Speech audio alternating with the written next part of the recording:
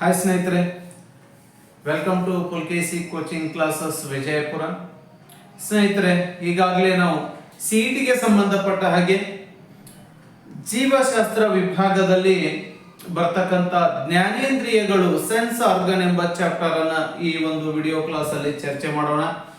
ಆ ಜ್ಞಾನೇಂದ್ರಿಯಗಳಲ್ಲಿ ಎಕ್ಸಾಮ್ಗೆ ಬರಬಹುದಾಗಿರ್ತಕ್ಕಂಥ ಪ್ರಮುಖವಾಗಿರ್ತಕ್ಕಂಥ ಎಲ್ಲ ಪಾಯಿಂಟ್ಸ್ ಗಳನ್ನ ಈ ಒಂದು ವಿಡಿಯೋ ಕ್ಲಾಸ್ ಅಲ್ಲಿ ನೋಡೋಣ.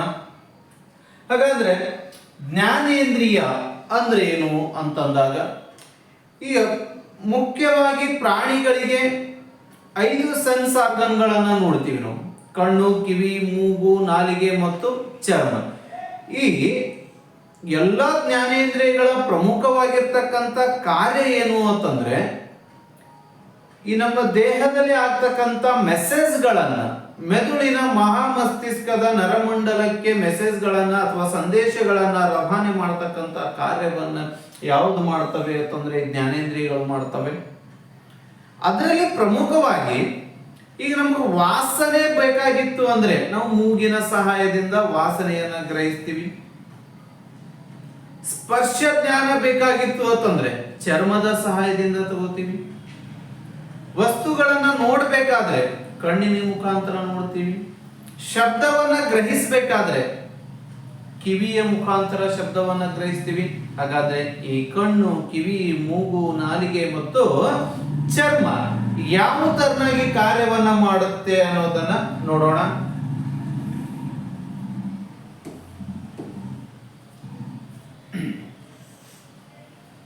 ಫಸ್ಟ್ ಮೊದಲನೇ ಜ್ಞಾನೇಂದ್ರಿಯ ಆಗಿರ್ತಕ್ಕಂಥದ್ದು ಯಾವುದು ಅಂತಂದ್ರೆ ಮೂಗು. ಸರ್ವೇ ಸಾಮಾನ್ಯವಾಗಿ ನಮ್ಗೆ ಗೊತ್ತಿದೆ, ಮೂಗು ಅನ್ನೋದು ಇದು ವಾಸನೆಯನ್ನ ಗ್ರಹಿಸ್ತಕ್ಕಂಥ ಒಂದು ಅಂಗ. ಹಾಗಾಗಿ ಈ ಮೂಗು ವಾಸನೆಯನ್ನ ಗ್ರಹಿಸುವುದರ ಜೊತೆಗೆ ನಮಗೆ ಉಸಿರಾಡಲು ಸಹಾಯಕ ಆಗ್ತಕ್ಕಂಥ ಪಾಯಿಂಟ್. ನೆಕ್ಸ್ಟ್, ಈ ಮೂಗಿನ ಒಳಗೋಡೆಗಳಲ್ಲಿ ರೋಮಗಳು ಕಂಡು ಬರ್ತವೆ. ಅದರ ಮುಂಭಾಗದೊಳಗಡೆ ಮ್ಯೂಕಸ್ ಎಂಬ ರಾಸಾಯನಿಕ ವಸ್ತು ಇದೆ. ಹಾಗಾಗಿ ಅವರು ಸೆಕೆಂಡ್ ಪಾಯಿಂಟ್ ಏನ್ ಹೇಳ್ತಾರೆ, ಮೂಗಿನ ಒಳಗೋಡೆಯಲ್ಲಿ ರೋಮಗಳ ಪದರು ಮತ್ತು ಶ್ಲೇಷ್ಮ ಗ್ರಂಥಿಗಳು ಕಂಡು ಬರ್ತವೆ. ಹಾಗಾದ್ರೆ ಈ ಶ್ಲೇಷ್ಮ ಗ್ರಂಥಿಗಳು ಕೆಲಸ ಏನ್ ಮಾಡ್ತವೆ ಅಂತಂದ್ರೆ, ಮೂಗಿನೊಳಗಡೆ ಇರತಕ್ಕಂತ ರೋಮಗಳು ಗಾಳಿಯನ್ನ, ಏನು ನಾವು ವಾತಾವರಣದಲ್ಲಿ ಇರ್ತಕ್ಕಂಥ ಗಾಳಿಯನ್ನ ಸೇವನೆಯನ್ನ ಮಾಡ್ತೀವಿ, ತೆಗೆದುಕೊಳ್ತೀವಿ. ಆ ಗಾಳಿಯಲ್ಲಿ ಇರ್ತಕ್ಕಂಥ ಕೆಲವೊಂದಿಷ್ಟು ಧೂಳಿನ ಕಣಗಳ ಅಥವಾ ಸೂಕ್ಷ್ಮಾಣು ಜೀವಿಗಳು ಇವುಗಳನ್ನ ಏನ್ ಮಾಡುತ್ತೆ ಅಂದ್ರೆ ತಡೆ ಹಿಡಿಯುತ್ತೆ. ಒಂದ್ ವೇಳೆ ಮೂಗಿನ ಸಹಾಯ, ಮೂಗಿನ ಒಳಭಾಗದ ರೋಮಗಳ ಮುಖಾಂತರವಾಗಿ ಏನಾದರೂ ಧೂಳಿನ ಕಣಗಳು ಒಳಗಡೆ ಹೋದ್ರೆ ಅಲ್ಲಿ ಶ್ಲೇಷ್ಮ ಗ್ರಂಥಿ ಇದೆ, ಮ್ಯೂಕಸ್ ಎಂಬ ಅಂಟು ದ್ರವವಿದೆ. ಆ ಮ್ಯೂಕಸ್ ಅಂಟು ದ್ರವದೊಳಗಡೆ ಏನಾಗುತ್ತೆ, ಈ ಧೂಳಿನ ಕಣಗಳಾಗ್ಲಿ ಅಥವಾ ಸೂಕ್ಷ್ಮಾಣು ಜೀವಿಗಳಾಗ್ಲಿ ಹೋಗಿ ಸಿಕ್ಕಾಕೊಳ್ತವೆ. ಹಾಗಾಗಿ ರೋಮಗಳು ಪದರವು ಗಾಳಿಯನ್ನ ಶೋಧಿಸಿ ಶುದ್ಧ ಗಾಳಿಯನ್ನ ಮಾತ್ರ ಶ್ವಾಸ ಅಂಗವ್ಯೂಹದ ಒಳಗಡೆ ಕಳಿಸುತ್ತೆ. ಮತ್ತು ಒಂದು ವಸ್ತುವಿನ ವಾಸನೆ ಗ್ರಹಿಸಲು ನಾಸಿಕ ಕುಹರಗಳು ಅಂತ ಬರ್ತವೆ.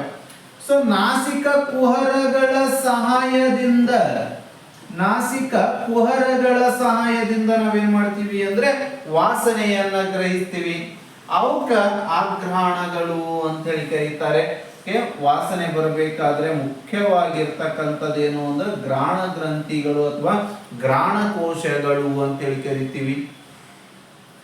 ಇನ್ನು ವಾಸನೆಯ ಗ್ರಾಹಕ ಕುಹರದ ಮೇಲ್ಭಾಗದ ಗೋಡೆಯಲ್ಲಿ ಏನಾಗುತ್ತೆ ಅಂದ್ರೆ ಪ್ರಚೋದನೆಗೆ ಸಂಬಂಧಪಟ್ಟಿರ್ತಕ್ಕಂಥ ಕೆಲವೊಂದಿಷ್ಟು ಮ್ಯೂಕಸ್ನ ಅಂಟು ದ್ರವಗಳು ಕಂಡು ಬರ್ತವೆ. ಸೊ ಅಲ್ಲಿ ನಮಗ ಶ್ಲೇಷ್ಮ ಗ್ರಂಥಿ ಏನಾಗುತ್ತೆ ಅಂತಂದ್ರೆ ಶ್ಲೇಷ್ಮವನ್ನ ಉತ್ಪಾದಿಸುತ್ತೆ. ಈ ಶ್ಲೇಷ್ಮದ ಸಹಾಯದಿಂದ ಇರ್ತಕ್ಕಂಥ ಧೂಳಿನ ಕಣಗಳು ಏನಾಗುತ್ತೆ ಅಲ್ಲಿ ಸಿಕ್ಕಾಕೊಳ್ತವೆ. ನೆಕ್ಸ್ಟ್,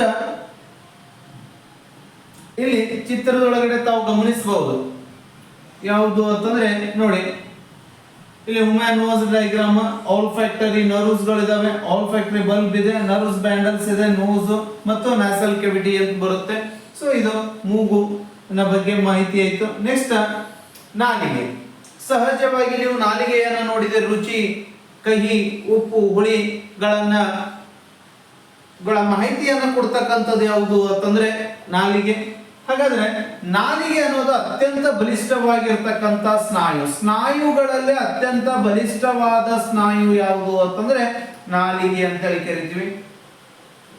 ನಾಲಿಗೆ ಎಲ್ಲಿ ಕಂಡು ಬರುತ್ತೆ ಅಂತಂದ್ರೆ ಸಹಜವಾಗಿ ಗೊತ್ತಿದೆ, ಬಾಯಿಯಲ್ಲಿ.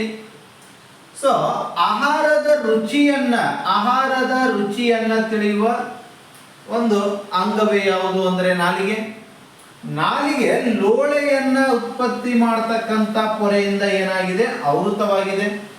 ರುಚಿಯನ್ನು ಗ್ರಹಿಸಲು ನಾಲಿಗೆ ಏನ್ ಮಾಡುತ್ತೆ, ವಿಶಿಷ್ಟವಾಗಿರ್ತಕ್ಕಂಥ ರಸಾಂಕುರಗಳನ್ನ ಹೊಂದಿದೆ. ಸುಮಾರು 2000ದಿಂದ 8000ವರೆಗೆ ರಸಾಂಕುರ ಗ್ರಂಥಿಗಳನ್ನ ಏನಾಗಿದೆ ಅಂದ್ರೆ ಈ ನಾಲಿಗೆ ಹೊಂದಿದೆ. ಅದರಲ್ಲಿ ವಿಶೇಷವಾಗಿ 4 ರೀತಿಯ ರುಚಿಗಳನ್ನ ಅಂದ್ರೆ ಹುಳಿಯಾಗಿರ್ಬೋದು, ರುಚಿಯಾಗಿರ್ಬೋದು, ಉಪ್ಪಾಗಿರ್ಬೋದು, ಕಹಿ ಆಗಿರ್ಬೋದು. ಇವುಗಳು ನಾಲಿಗೆ ಸಿಹಿ, ಕಹಿ, ಉಪ್ಪು ಮತ್ತು ಹುಳಿ ಎಂಬ 4 ವಿಧದ ರುಚಿಗಳನ್ನ ಏನ್ ಮಾಡುತ್ತೆ, ಗ್ರಹಿಸುತ್ತೆ. ಇನ್ನು ಸಿಹಿಯನ್ನು ಗ್ರಹಿಸ್ತಕ್ಕಂಥ ನಾಲಿಗೆಯ ಭಾಗ ಯಾವುದು ಅಂದ್ರೆ ಮುಂಭಾಗದಲ್ಲಿದೆ. ಸಿಹಿಯನ್ನು ಗ್ರಹಿಸ್ತಕ್ಕಂಥ ರಸಾಂಕುರಗಳು ಜಾಸ್ತಿ ಎಲ್ಲಿರ್ತವೆ ಅಂತಂದ್ರೆ ನಾಲಿಗೆಯ ಮುಂಭಾಗದಲ್ಲಿ ಕಂಡು ಬರ್ತವೆ. ಉಪ್ಪನ್ನ ಗ್ರಹಿಸ್ತಕ್ಕಂಥ ರಸಾಂಕುರಗಳು ನಾಲಿಗೆಯ ಮುಂಭಾಗದ ಅಂಚಿನಲ್ಲಿ ಕಂಡು ಬರ್ತವೆ. ಮತ್ತು ಹುಳಿ ರುಚಿಯನ್ನು ತಿಳಿಸ್ತಕ್ಕಂಥವು ಪಾರ್ಶ್ವಭಾಗಗಳಲ್ಲಿ ಕಂಡು ಬರ್ತವೆ. ಹುಳಿ ರುಚಿಯನ್ನು ತಿಳಿಸ್ತಕ್ಕಂಥವು ನಾಲಿಗೆಯ ಪಾರ್ಶ್ವಭಾಗದಲ್ಲಿ ಕಂಡು ಬರ್ತವೆ. ಅದೇ ತರನಾಗಿ ಕಹಿಯನ್ನು ತಿಳಿಸ್ತಕ್ಕಂಥದ್ದು ನಾಲಿಗೆಯ ಹಿಂಭಾಗದಲ್ಲಿ, ಅಂದ್ರೆ ನಾಲಿಗೆಯ ಹಿಂಭಾಗದಲ್ಲಿ ಕಂಡು ಬರ್ತವೆ. ಇನ್ನು ಅತಿ ಹೆಚ್ಚು ರಸಾಂಕುರಗಳನ್ನ ಹೊಂದಿರತಕ್ಕಂಥ ಪ್ರಾಣಿ ಯಾವುದು ಅಂತಂದ್ರೆ ಹಂದಿ. ಅತಿ ಹೆಚ್ಚು ರಸಾಂಕುರಗಳನ್ನ ಹೊಂದಿರತಕ್ಕಂಥ ಪ್ರಾಣಿ ಅಂದ್ರೆ ಹಂದಿ. ಸೊ ಈ ನಾಲಿಗೆ ಇನ್ನೊಂದು ಪ್ರಮುಖ ಕಾರ್ಯ, ಹಲ್ಲುಗಳನ್ನ ಸ್ವಚ್ಛ ಮಾಡುತ್ತೆ ಅಥವಾ ಆಹಾರವನ್ನ ಒಳ ತೆಗೆದುಕೊಳ್ಳಲು ಸಹಾಯ ಮಾಡತಕ್ಕಂತ ಒಂದು ಅಂಗ ಯಾವುದು ಅಂತಂದ್ರೆ ನಾಲಿಗೆ. ಸೊ ನಾಲಿಗೆ ಚಿತ್ರವನ್ನು ನಾವು ಗಮನಿಸೋಣ. ಇಲ್ಲಿ ನೋಡಿ, ನಾಲಿಗೆಯ ಮುಂಭಾಗದ ತುದಿ ಇದು ರುಚಿಯನ್ನ ಹೇಳುತ್ತೆ. ನಾಲಿಗೆಯ ಹಿಂಭಾಗ ಪಾರ್ಶ್ವಭಾಗ ಇದು ಉಪ್ಪನ್ನ ಹೇಳುತ್ತೆ. ಹಿಂಭಾಗ ಏನಾಗುತ್ತೆ, ಕಹಿಯನ್ನ ಹೇಳುತ್ತೆ. ಸೊ ಈ ನಾಲಿಗೆ ಲೋಳೆಯನ್ನ ಸ್ರವಿಕೆ ಮಾಡುವುದರಿಂದ ಆಹಾರವನ್ನ ಮುದ್ದೆಯನ್ನಾಗಿ ಮುದ್ದೆ ರೂಪವನ್ನ ಪರಿವರ್ತನೆ ಮಾಡೋದು. ಯಾಕಂದ್ರೆ ಬೋಲಸ್ ಅನ್ನಾಗಿ ಪರಿವರ್ತನೆ ಮಾಡಲು ಈ ಲಾಲಾರಸ ಗ್ರಂಥಿ ಸ್ರವಿಕೆ ಮಾಡತಕ್ಕಂತ ಅಮೈಲೇಸ್ ಕಿಣ್ವ ಏನಿದೆ ಮತ್ತು ಇಲ್ಲಿ ನೀರಿನ ಅಂಶದ ಜೊತೆಗೆ ಸೇರಿಕೊಂಡು ಆಹಾರ ಮೆದುವಾಗಲು ಸಹಾಯ ಮಾಡತಕ್ಕಂತ ಒಂದು ಅಂಗ ಯಾವುದು ಅಂತಂದ್ರೆ ಈ ನಾಲಿಗೆ ಅಂತ ಹೇಳಿ ಕರಿತೀವಿ. ಸೊ ನೆಕ್ಸ್ಟ್ ನಾವು ನಾಲಿಗೆಯ ಬಣ್ಣವನ್ನ ನೋಡಿ ಏನ್ ಮಾಡಬಹುದು ಅಂತಂದ್ರೆ, ಅಂದ್ರೆ ನಾಲಿಗೆ ಯಾವ್ಯಾವ ಕಲರ್ ನಾಲಿಗೆಯನ್ನ ಒಳಗಡೆ ನಮಗೆ ಆರಾಮ್ ತಪ್ಪಿದಾಗ ನಮ್ಮಲ್ಲಿ ಇರ್ತಕ್ಕಂಥ ಕೆಲವೊಂದಿಷ್ಟು ರೋಗಗಳು ಅಥವಾ ಡಿಸೀಸ್ಗಳು ಅಂತ ಹೇಳಿ ಕರಿತೀವಿ.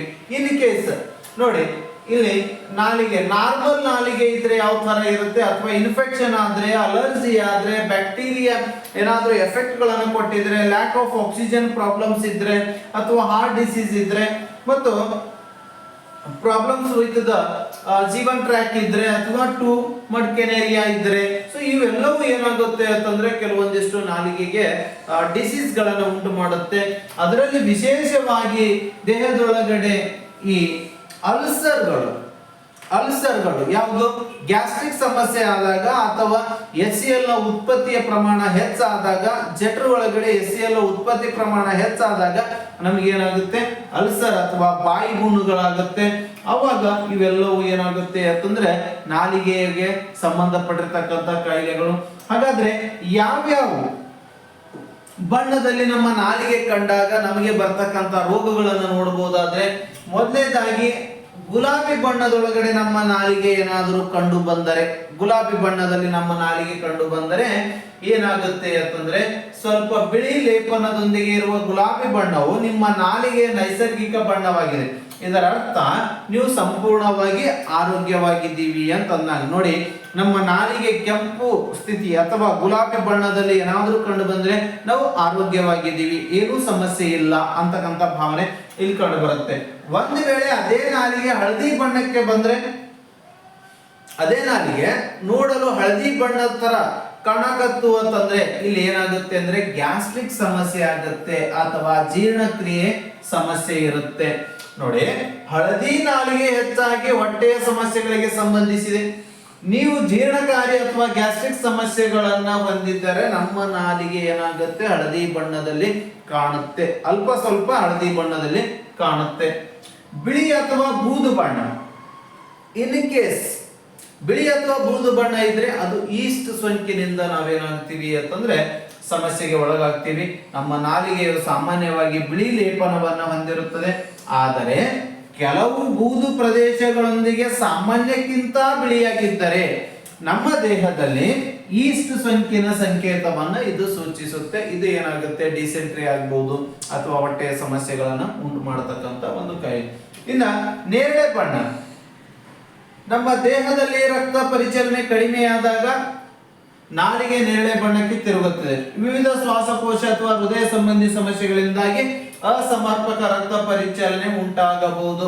ಅಂದ್ರೆ ಹೃದಯಕ್ಕೆ ಸಂಬಂಧಿಸಿದ ಕಾಯಿಲೆಗಳು ಏನಾದರೂ ಉಂಟಾದರೆ ನಾಲಿಗೆಯ ಬಣ್ಣ ಸ್ವಲ್ಪ ನೇರಳೆ ಬಣ್ಣದಲ್ಲಿ ಕಾಣುತ್ತೆ. ಕೊನೆಯದಾಗಿ ನೋಡೋದಾದ್ರೆ ಕೆಂಪು ಬಣ್ಣ, ಗಾಢ ಕೆಂಪು ನಾಲಿಗೆಯು ಸಾಮಾನ್ಯವಾಗಿ ಉಳಿದುಕೊಂಡಿರುತ್ತದೆ. ಇದನ್ನು ವೈದ್ಯರು ಸ್ಟ್ರಾಬೆರಿ ನಾಲಿಗೆ ಅಂತ ಕರೀತಾರೆ. ಸೊ ಇದು ಕೆಂಪು ಬಣ್ಣ ಆಗಿರೋದ್ರಿಂದ ಇದು ಸಾಮಾನ್ಯವಾಗಿ ರಕ್ತದ ಅಸ್ವಸ್ಥತೆಯ ಅಥವಾ ಹೃದಯ ಸಮಸ್ಯೆಗಳನ್ನ ಸೂಚಿಸುತ್ತದೆ. ಅಥವಾ ವಿಟಮಿನ್ ಬಿ ಕೊರತೆಯನ್ನು ಸಹಿತ ಏನಾಗುತ್ತೆ ಅಂದ್ರೆ ಇದು ಬರುತ್ತೆ. ಯಾವ ರೀತಿ ಈ ಅಲ್ಸರ್ಗಳು ಬಂದಾಗ ವಿಟಮಿನ್ ಬಿ12 ಟ್ಯಾಬ್ಲೆಟ್ ಕೊರತೆ ಉಂಟಾಗುತ್ತೆ, ಅವಾಗ ನಾವು ಇದನ್ನ ಏನ್ ಮಾಡಬಹುದು ಅಂತಂದ್ರೆ ನೋಡಿ, deficiency of vitamin D or ಬಿ12 ಟ್ಯಾಬ್ಲೆಟ್ಸ್ ಇವು ಏನಾಗುತ್ತೆ ಅಂದ್ರೆ ಇದರಿಂದ ಸಮಸ್ಯೆ ಆಗುತ್ತೆ. Biting of tongue, inner cheek or viral infection, digestion problem ಅಥವಾ ಹಾರ್ಮೋನಲ್ ಚೇಂಜಸ್ ಅಥವಾ emotional imbalance increasing stress and anxiety. So ಇವೆಲ್ಲ sleep deprivation, food allergy. So ನಮಗೆ ಟೆನ್ಷನ್ ಆದಾಗ ಅಥವಾ ಫುಡ್ ಅಲರ್ಜಿ ಸಮಸ್ಯೆ ಅಂದ್ರೆ ಡೈಜೆಷನ್ ಪ್ರಾಬ್ಲಮ್ ಆದಾಗ ಅಥವಾ ಆ ಹಾರ್ಮೋನ್ಸ್ಗಳ ಇಂಬ್ಯಾಲೆನ್ಸ್ ಆದಾಗ ಅಥವಾ ವಿಟಮಿನ್ ಡಿ ಅಥವಾ ಬಿ12 ಟ್ಯಾಬ್ಲೆಟ್ಸ್ಗಳ ಅಂದ್ರೆ ಆ ಕೊರತೆ, ವಿಟಮಿನ್ಸ್ಗಳ ಕೊರತೆ ಆದಾಗ, ವೈರಲ್ ಇನ್ಫೆಕ್ಷನ್ ಆದಾಗ ಏನಾಗುತ್ತೆ, ಈ ಅಲ್ಸರ್ಗಳಾಗುತ್ತೆ. ನೀರನ್ನ ಹೆಚ್ಚಿಗೆ ಕುಡಿಯುವುದರ ಮುಖಾಂತರವಾಗಿ ಅಥವಾ ಮೊಸರು ಅಥವಾ ಮಜ್ಜಿಗೆಯನ್ನ ಸೇವನೆ ಮುಖಾಂತರವಾಗಿ ಈ ಒಂದು ಅಲ್ಸರ್ಗೆ ಸಮಸ್ಯೆಯನ್ನು ಹೋಗಲಾಡಿಸಬಹುದು. ಸೊ ನೆಕ್ಸ್ಟ್ ಪಾಯಿಂಟ್ ಬರೋದು ಯಾವುದು ಅಂತಂದ್ರೆ ಮಾನವನ ಅಥವಾ ಪ್ರಾಣಿಗಳ ಒಂದು ಮೂರನೇ ಸೆನ್ಸ್ ಆರ್ಗನ್ ಆಗಿರ್ತಕ್ಕಂಥದ್ದು ಯಾವುದು ಅಂತಂದ್ರೆ ಕಿವಿ ಅಂತ ನೋಡ್ತೀವಿ. ಕಿವಿ ಒಳಗಡೆ ಪ್ರಮುಖವಾಗಿ ಕಿವಿ ಒಂದು ಶ್ರವಣೇಂದ್ರಿಯ ಅಂತ ಕರಿತೀವಿ. ಶಬ್ದವನ್ನ ಗ್ರಹಿಸಕ್ಕೆ ಸಾಧ್ಯ ಆಗ್ತಕ್ಕಂಥ ಒಂದು ಅಂಗ ಯಾವುದು ಅಂತಂದ್ರೆ ಕಿವಿ. ಸೊ ಈ ಕಿವಿ ಪ್ರಮುಖವಾಗಿ 3 ಭಾಗಗಳನ್ನ ಇದು ಹೊಂದಿದೆ. ಸೊ 3 ಭಾಗಗಳಂದ್ರೆ ಹೊರಕಿವಿ, ಮಧ್ಯ ಕಿವಿ ಮತ್ತು ಒಳಕಿವಿ ಅಂತ ಕರಿತೀವಿ. ಅಂದ್ರೆ ಹೊರಕಿವಿ, ಒಳಕಿವಿ, ಮಧ್ಯ ಕಿವಿ. ಸೊ ಹೊರಕಿವಿಯ ಒಳಭಾಗದೊಳಗಡೆ ಏನೇನ್ ಕಂಡು ಬರ್ತದ ಅಂದ್ರ ಹಾನಿಕೆ, ಕರ್ಣನಾಳ ಮತ್ತು ತಮಟೆ ಕಂಡು ಬರ್ತವೆ. ಸೊ ಮಧ್ಯ ಕಿವಿ ಒಳಗಡೆ ಯೂಟ್ರಿಕ್ಯುಲಸ್ ಮತ್ತು ಸ್ಯಾಕ್ಯುಲಸ್ಗಳು ಬಹುತೇಕವಾಗಿ ಕಂಡು ಬರ್ತವೆ. ಒಳಕಿವಿಯಲ್ಲಿ ಮೂಳೆಗಳು ಅಂದ್ರೆ ಯಾವ್ಯಾವು, MIS ಅಂತೇಳಿ ಏನ್ ಕರಿತೀವಿ ನಾವು, MIS ಮೇಸ್. ಸೊ ಮ್ಯಾಲಿಯಸ್, ಇಂಕಸ್ ಮತ್ತು ಸ್ಟೆಪಿಸ್. ಮ್ಯಾಲಿಯಸ್, ಇಂಕಸ್, ಸ್ಟೆಪಿಸ್ಗಳು ಕಂಡು ಬರುವುದು ಯಾವುದು ಅಂದ್ರೆ ಒಳಕಿವಿ. ಸೊ ನಿಮಗೆ ಗೊತ್ತಿದೆ, ಸ್ಟೆಪಿಸ್ ಅನ್ನೋದು ಮೂಳೆಗಳಲ್ಲಿ ಅತ್ಯಂತ ಚಿಕ್ಕ ಮೂಳೆ ಅಂತ ಹೇಳಿ ಕರಿತೀವಿ ಸ್ನೇಹಿತರೆ ನಾವು. ಸೊ ಇದ್ರ ಒಳಗಡೆ ಸೊ ಅಧ್ಯಯನವನ್ನ ಮಾಡ್ತಾ ಹೋದಾಗ ನಮ್ಮ ಕಿವಿ ಯಾವ ರೀತಿ ಶಬ್ದವನ್ನ ಗ್ರಹಿಸುತ್ತೆ, ನಮ್ಮ ಶಬ್ದ ಎಲ್ಲೆಲ್ಲಿ ಹೋಗುತ್ತೆ, ಯಾವ ತರನಾಗಿ ಕಾರ್ಯವನ್ನ ನಿರ್ವಹಿಸುತ್ತೆ ಅನ್ನೋದನ್ನ ನೋಡೋಣ. ಸೊ ಈಗಾಗಲೇ ನಿಮ್ಗೆ ಗೊತ್ತಿದೆ, ಇದು ಒಂದು ಕಿವಿಯ ಚಿತ್ರ. ಸೊ ಈ ಕಿವಿಯ ಚಿತ್ರದಲ್ಲಿ ನಾವು ನೋಡ್ತಾ ಇದೀವಿ, ಇದನ್ನ ಏನಂತ ಕರಿತೀರಿ ಅಂತಂದ್ರೆ ಹೊರ ಕಿವಿ ಅಂತ ಹೇಳಿ ಕರಿತೀವಿ ಸ್ನೇಹಿತರೆ, ಹೊರ ಕಿವಿ. ಹಾಗಾದ್ರೆ ಒಂದಿಷ್ಟು ಬೇಸಿಕ್ ಪಾಯಿಂಟ್ ಅನ್ನ ನೋಡೋದಾದ್ರೆ, ಮಾನವನಲ್ಲಿ ಕಿವಿಗಳು ಶಬ್ದವನ್ನು ಕೇಳಲು ಮತ್ತು ದೇಹವನ್ನ ಸಮತೋಲನವಾಗಿ ಕಾಪಾಡಿಕೊಳ್ಳಲು ಏನಾಗುತ್ತೆ, ಸಹಾಯ ಮಾಡುತ್ತೆ ಕಿವಿಗಳು. ಸೊ ಅದರಲ್ಲಿ ಶಬ್ದ ಅಂತ ಬಂದಾಗ ಶಬ್ದವನ್ನು ಅಳಿತಕ್ಕಂಥ ಒಂದು ಶಬ್ದದ ತೀವ್ರತೆಯನ್ನು ಅಳಿತಕ್ಕಂಥ ಮಾನ ಯಾವುದು ಅಂದ್ರೆ ಡೆಸಿಬಲ್. ಅದರಲ್ಲಿ ಅವಧ್ವನಿ, ಅಪಧ್ವನಿ ಮತ್ತು ಶ್ರವಣಾತೀತ ಶಬ್ದ ಅಂತ ಹೇಳಿ ಕರಿತೀವಿ. ಸೊ ಇದರೊಳಗಡೆ ಏನಾಗುತ್ತೆ ಅಂತಂದ್ರೆ ಸರ್ವೇ ಸಾಮಾನ್ಯವಾಗಿ ಡೆಸಿಬಲ್ ಅಂತ ನೋಡಿದಾಗ ಈಗ ಮಾನವನ ಕಿವಿಯ ಶಬ್ದಗ್ರಹಣ ಸಾಮರ್ಥ್ಯ 20ರಿಂದ 20,000 HZ. ಅಂದ್ರೆ ಈ ಆವೃತ್ತಿಯನ್ನ ಹರ್ಡ್ಸ್ ಗಳಲ್ಲಿ ಅಳಿತೀವಿ. ಸೊ HZ ಎಂಬ ಮಾನವನ ಬಳಸಿದ್ವಿ. ಶಬ್ದದ ತೀವ್ರತೆಯನ್ನು ಅಳೆಯುವುದು ಎದುರೊಳಗಡೆ ಅಂತಂದ್ರೆ ಇದು ಡೆಸಿಬಲ್ ಅಂತ ಹೇಳಿ ಕರಿತೀವಿ. ಶಬ್ದವನ್ನ ಕೇಳಿಸಿಕೊಳ್ಳುವ ಪ್ರಮಾಣವನ್ನ ಅಳೆಯುವ ಉಪಕರಣ ಯಾವುದು ಅಂತಂದ್ರೆ ಆಡಿಯೋಮೀಟರ್. ನಮಗೆ ಶಬ್ದ ಕೇಳಿಸ್ಬೇಕಾದ್ರೆ, ಅದನ್ನ ಅಳಿಬೇಕಾದ್ರೆ, ಅಥವಾ ನಮ್ಮ ಕಿವಿಯ ದೋಷ ಉಂಟಾದಾಗ ನಮಗೆ ಎಷ್ಟು ಸಮಸ್ಯೆ ಇದೆ, ಯಾವ ರೀತಿಯ ಶಬ್ದಗಳು ಕಿವಿಗೆ ಕೇಳಿಸುವುದಿಲ್ಲ ಅನ್ನೋದನ್ನು ಅಳಿಬೇಕಾದ್ರೆ ಆಡಿಯೋಮೀಟರ್ ಅನ್ನು ಬಳಸ್ತೀವಿ. ಮತ್ತ ತೀವ್ರ ಕಿವುಡುತನ ಹೊಂದಿದವರಿಗೆ ಮಾಡುವ ಶಸ್ತ್ರಚಿಕಿತ್ಸೆ ಯಾವುದು ಅಂದ್ರೆ ಕಾಂಕ್ಲಿಯಾ ಇಂಪ್ಲಾಂಟೇಶನ್ ಅಂತ ಕರಿತೀವಿ. ಕಾಂಕ್ಲಿಯಾ ಇಂಪ್ಲಾಂಟೇಶನ್. ಕಿವುಡುತನ ಹೊಂದಿರುವವರು ಬಳಸುವ ಉಪಕರಣ ಯಾವುದು ಅಂದ್ರೆ ಶ್ರವಣ ಉಪಕರಣ. ಅಲ್ಟ್ರಾ ಸೌಂಡ್ ಪ್ರಾಣಿ ಯಾವುದು ಹೊಂದಿರುತ್ತೆ ಅಂದ್ರೆ ಬಾವುಲಿ. ಇನ್ನು ಭಯಾನಕ ಶಬ್ದ ತೀವ್ರತೆ 100 ಡೆಸಿಬಲ್ಗಿಂತ ಹೆಚ್ಚಾಗಿದ್ರೆ ಆ ಶಬ್ದ ನಮಗೆ ಕೇಳಿಸುವುದಿಲ್ಲ. ಡಿಜೆ ಸೌಂಡ್ ಆಗಿರ್ಬೋದು, ಅಥವಾ ವಿಮಾನಗಳ ಹಾರಾಟಗಳಾಗಿರ್ಬೋದು, ವಿಮಾನಗಳ ಹಾರಾಟದ ಶಬ್ದ ಆಗಿರ್ಬೋದು, ಎಲ್ಲ 100 ಡೆಸಿಬಲ್ ಇರ್ತವೆ.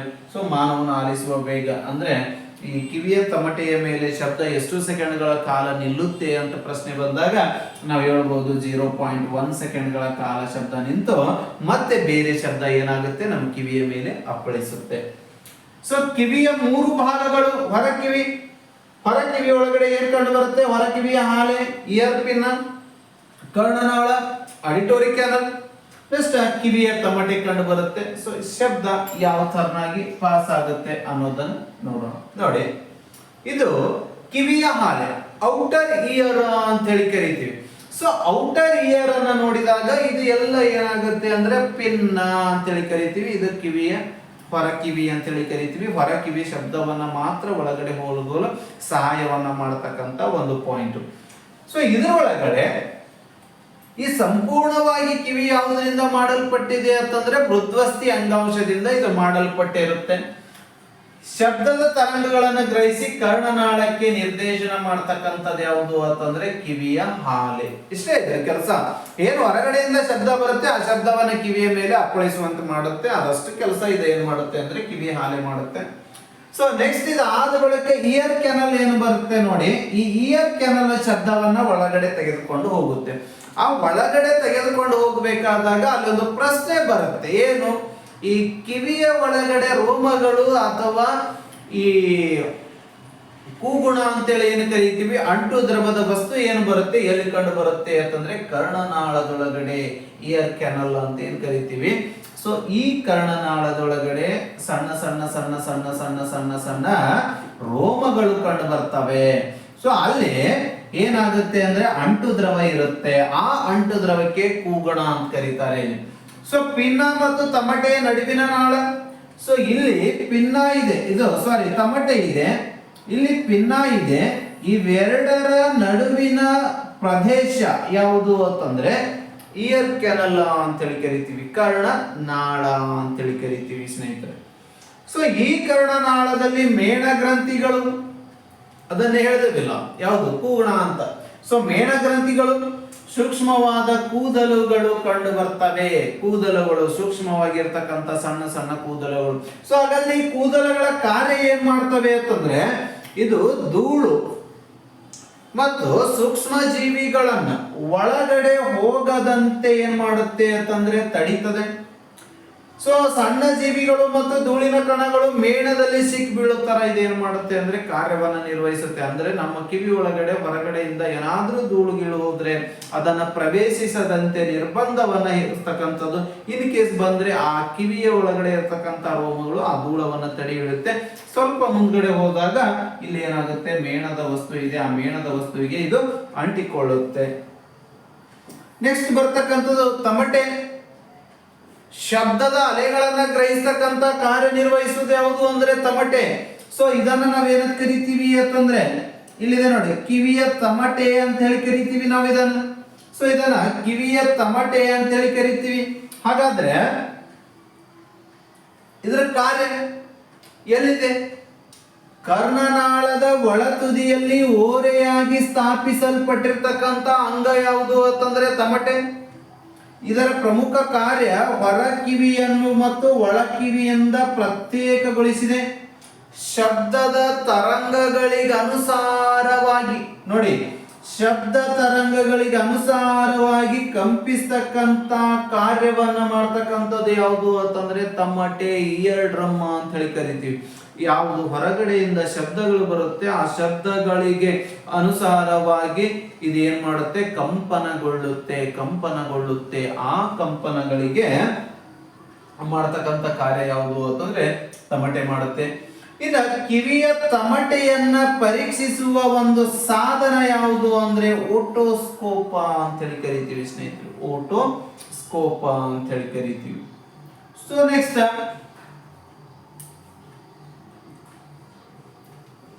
ಇನ್ನು ಮಧ್ಯ ಕಿವಿಯನ್ನ ನೋಡಿದ್ರೆ ಮಧ್ಯ ಕಿವಿ ಒಳಗಡೆ ಏನೇನು ಕಂಡು ಬರುತ್ತವೆ ಅಂತಂದ್ರೆ ನಿಮಗೆ ಈಗಾಗಲೇ ಗೊತ್ತಿದೆ. ಮಧ್ಯ ಕಿವಿ ಒಳಗಡೆ MIS, ಮ್ಯಾಲಿಯಸ್, ಇಂಕಸ್, ಸ್ಟೆಪಿಸ್ ಅಂತಕ್ಕಂಥದ್ದನ್ನ ನಾವು ನೋಡಬಹುದು. ಸೊ ಮಧ್ಯ ಕಿವಿ ಒಳಗಡೆ ಅತ್ಯಂತ ಅತ್ಯಂತ ಅತ್ಯಂತ ಚಿಕ್ಕ ಚಿಕ್ಕ ಚಿಕ್ಕ ಮೂಳೆಗಳು ಕಂಡು ಬರ್ತವೆ. ಅತಿ ಸಣ್ಣ ಮೂಳೆಗಳು, ದೇಹದ ಅತ್ಯಂತ ಸಣ್ಣ ಮೂಳೆಗಳು ಎಲ್ಲಿ ಕಂಡು ಬರ್ತವೆ ಅಂದ್ರೆ ಕಿವಿಗಳಲ್ಲಿ ಕಂಡು ಬರುತ್ತೆ. ಅದು ಎಲ್ಲಿ ಅಂದ್ರೆ ಮಧ್ಯ ಕಿವಿಯಲ್ಲಿ ಕಂಡು ಬರುತ್ತೆ. ಅದರೊಳಗಡೆ ಯಾವುದು ಅಂತಂದ್ರೆ ಸ್ಟೆಪಿಸ್ ಅಂತಕ್ಕಂಥದ್ದು ಅತ್ಯಂತ ಚಿಕ್ಕ ಮೂಳೆಯಾಗಿದೆ. ಸೊ ಹಾಗಾದ್ರೆ ಇಲ್ಲಿ ನೋಡಬಹುದು, ಇದು ಮಧ್ಯ ಕಿವಿಯಲ್ಲಿ ಕಂಡು ಬರ್ತಕ್ಕಂಥ ಮ್ಯಾಲಿಯಸ್, ಇದು ಸ್ಟೆಪಿಸ್ ನೋಡ್ರೆ ಕುದುರೆಯಲ್ಲಿ ಆಳದ ತರ ಇದೆ. ಇದು ಇಂಕಸ್, ಸುತ್ತಿಗೆ ತರ ಇದೆ. ಇನ್ನು ಅಡಿಗಲ್ಲು, ಇದು ಅಡಿಗಲ್ಲು ತರ ಇದೆ. ಸೊ ಮ್ಯಾಲಿಯಸ್, ಇಂಕಸ್, ಸ್ಟೆಪಿಸ್ ಮುಖ್ಯ ಕಾರ್ಯ ಏನು ಇಯರ್ ಡ್ರಮ್ ಬಂದಿದೆ, ಆ ಇಯರ್ ಡ್ರಮ್ ಶಬ್ದಕ್ಕನುಸಾರವಾಗಿ ಕಂಪಿಸ್ತಾ ಇದೆ. ಅದಕ್ಕನುಸಾರವಾಗಿ ಇದು ಕಂಪನಾಂಕಗಳನ್ನ ಸೃಷ್ಟಿ ಮಾಡತಕ್ಕಂತ ಕಾರ್ಯ ಮಧ್ಯ ಕಿವಿ ಮಾಡುತ್ತೆ. ಹಾಗಾದ್ರೆ ಏನೇನ್ ಮಾಡುತ್ತೆ ನೋಡೋಣ. ಮಧ್ಯ ಕಿವಿಯಲ್ಲಿ 3 ಚಿಕ್ಕ ಚಿಕ್ಕ ಮೂಳೆಗಳು ಕಂಡು ಬರ್ತವೆ. ಇವುಗಳನ್ನ ಅಡಿಟೋರಿ ಅಸ್ಥಿಗಳು ಅಂತೇಳಿ ಕರೀತಾರೆ. ಅಡಿಟೋರಿ ಅಸ್ಥಿಗಳನ್ನು ಕರೀತಾರೆ. ಹಾಗಾದ್ರೆ ಮ್ಯಾಲಿಯಸ್ ನೋಡಿ, ಇದನ್ನ ಸುತ್ತಿಗೆ ಅಂತ ಕರೀತಾರೆ. ಮ್ಯಾಲಿಯಸ್ ಅನ್ನ ಸುತ್ತಿಗೆ ಅಂತ ಕರೀತಾರೆ. ಇದು ಕಿವಿಯ ತಮಟೆ ಮತ್ತು ಇಂಕಸ್ಗೆ ಅಂಟಿಕೊಂಡಿದೆ. ಸೊ ಇಲ್ಲಿ ನೋಡಬಹುದು, ಇದು ಇಯರ್ ಡ್ರಮ್, ಇದು ಮ್ಯಾಲಿಯಸ್. ಇನ್ನ ಈ ಡ್ರಮ್ ತರ ಏನಿದೆ ಇದನ್ನ ಇಂಕಸ್ ಅಂತ ಹೇಳಿ ಕರಿತೀವಿ ಸ್ನೇಹಿತರೆ. ಇಂಕಸ್. ಇಲ್ಲಿ ಲಾಸ್ಟ್ ಇರ್ತಕ್ಕಂಥದಕ್ಕೆ ಇದಕ್ಕೆ ಏನಂತ ಕರೀತಾರೆ, ಸ್ಟೆಪಿಸ್ ಅಂತ ಹೇಳಿ ಕರಿತೀವಿ. ಸೊ ಇಲ್ಲಿ ಇದು ಕಿವಿಯ ತಮಟೆ ಮತ್ತು ಇಂಕಸ್ಗೆ ಅಂಟಿಕೊಂಡಿರ್ತಕ್ಕಂಥದ್ದು. ಇಂಕಸ್ ಇದನ್ನ ಅಡಿಗಲ್ಲು ಅಂತ ಹೇಳಿ ಕರೀತಾರೆ. ಎಕ್ಸಾಮ್ಗೆ ಪ್ರಮುಖವಾಗಿರ್ತಕ್ಕಂಥ ಪ್ರಶ್ನೆ, ಮ್ಯಾಲಿಯಸ್ ಅನ್ನ ಸುತ್ತಿಗೆ ಅಂತ ಕರೆದ್ರೆ ಇಂಕಸ್ ಅನ್ನ ಅಡಿಗಲ್ಲು ಅಂತ ಹೇಳಿ ಕರೀತಾರೆ. ನೋಡಲು ಇಂಕಸ್ಸು ಅಡಿಗಲ್ಲು ತರ ಕಾಣುತ್ತೆ ಅಂತ ತಿಳ್ಕೊಂಡಿದ್ದನ್ನ ಅಡಿಗಲ್ಲು ಅಂತ ಹೇಳಿ ಕರೀತಾರೆ. ನೆಕ್ಸ್ಟ್ ಇದನ್ನು ಮ್ಯಾಲಿಯಸ್ ಇಂಕಸ್ಗೆ ಸಂಪರ್ಕವನ್ನ ಕಲ್ಪಿಸ್ತಕ್ಕಂತ ಒಂದು ಕಾರ್ಯವನ್ನ ನಿರ್ವಹಿಸುತ್ತೆ. ಸ್ಟೆಪಿಸ್ ಇದನ್ನ ರಿಕಾಪು ಅಂತ ಹೇಳಿ ಕರೀತಾರೆ. ರಿಕಾಪು ಅಂತ ಕರೀತಾರೆ. ಇದು ಮಾನವನಲ್ಲಿ ಕಂಡು ಬರುವ ಅತ್ಯಂತ ಚಿಕ್ಕ ಮೂಳೆ ಅಂತ ಹೇಳಿ ಕರೀತಾರೆ. ಮಾನವನ ದೇಹದಲ್ಲಿ ಕಂಡು ಬರ್ತಕ್ಕಂತ ಅತ್ಯಂತ ಚಿಕ್ಕದಾಗಿರ್ತಕ್ಕಂಥ ಮೂಳೆ ಯಾವುದು ಅಂದ್ರೆ ಸ್ಟೆಪಿಸ್. ಇದು ಇಂಕಸ್ಗೆ ಸಂಪರ್ಕವನ್ನ ಕೊಡುತ್ತೆ. ಸೊ ಮಧ್ಯ ಕಿವಿ, ಮಧ್ಯಕರ್ಣಾಂತರ, ಯುಸ್ಟೇಸಿಯನ್ ನಾಳ ಗಂಟಲಿನ ಸಂಪರ್ಕವನ್ನು ಹೊಂದಿದೆ. ಆದ್ದರಿಂದ ವಾಯುವಿನ ಒತ್ತಡವನ್ನು ಸಮನಾಗಿ ಕಾಪಾಡ್ಕೊಳ್ತಕ್ಕಂಥದ್ದು ಯಾವುದು ಅಂದ್ರೆ ಯುಸ್ಟೇಸಿಯನ್ ನಾಳ ಅಂತೇಳಿ ಕರಿತೀವಿ. ಏನ್ ಕಿವಿ ಇದೆ, ಈ ಕಿವಿಯ ಇಲ್ಲಿ ಏನ್ ಕಂಡು ಬರುತ್ತೆ ಇದನ್ನೆಲ್ಲ ಯುಸ್ಟೇಸಿಯನ್ ನಾಳ ಅಂತ ಕರಿತೀವಿ.